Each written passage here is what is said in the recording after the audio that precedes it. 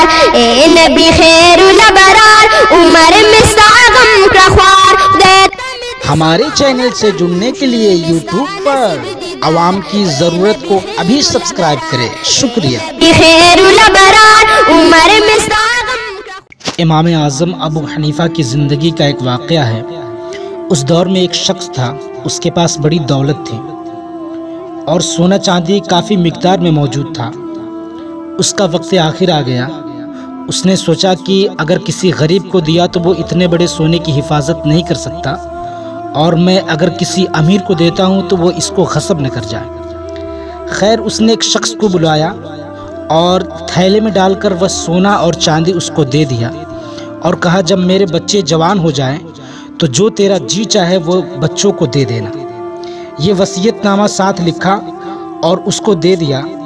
عرصہ گزرنے کے بعد جب بچے بلوغت کی دہلیز پر قدم رکھتے ہیں تو وہ شخص 10-20 لوگوں کو بلاتا ہے اور ان کے باپ کی وصیت پڑھ کر سناتا ہے، اور وہ کہتا ہے ان کے باپ نے مجھے یہ سونا اور چاندی دیا تھا اس تھیلے میں ڈال کر، اور کہا تھا جب بچے جوان ہو جائیں تو جو تیرا جی چاہے بچوں کو دے دینا۔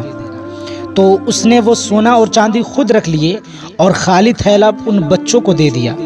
اب سارے لوگ کہتے ہیں یتیموں کے ساتھ ظلم ہوا، لیکن قاضی کی عدالت میں جائیں تو وہ کہتا کہ باپ کی وصیت ہی ایسی تھی، میں کیا کر سکتا ہوں۔ علماء سے پوچھا تو علماء نے کہا کہ بچوں کے ساتھ تو ظلم ہوا ہے، لیکن باپ کی وصیت ہی ایسی تھی۔ چلتے چلتے بات حضرت امام اعظم ابو حنیفہ تک پہنچی۔ جب حضرت امام اعظم ابو حنیفہ کے پاس یہ مسئلہ پیش کیا گیا تو فرمایا اس پنچایت کو دوبارہ بلاؤ اور اس شخص کو بھی بلاؤ۔ سب کو بلا لیا گیا، ان بچوں کو بھی بلا لیا گیا۔ امام اعظم نے اس شخص سے کہا کہ وصیت پڑھو۔ وصیت پڑھی اس نے، مرتے ہوئے ان کے باپ نے مجھے یہ سونا اور چاندی اس تھیلے میں ڈال کر دیا تھا، اور کہا تھا جب بچے جوان ہو جائیں تو جو تیرا جی چاہے وہ بچوں کو دے دینا۔ تو میں نے تھیلا ان کو دے دیا اور سونا اور چاندی میں نے خود رکھ لیا۔ تو حضرت امام اعظم کہنے لگے وصیت دوبارہ پڑھو نا۔ تو اس نے وصیت دوبارہ پڑھی کہ ان کے باپ نے کہا تھا جب بچے جوان ہو جائیں تو جو تیرا جی چاہے وہ بچوں کو دے دینا۔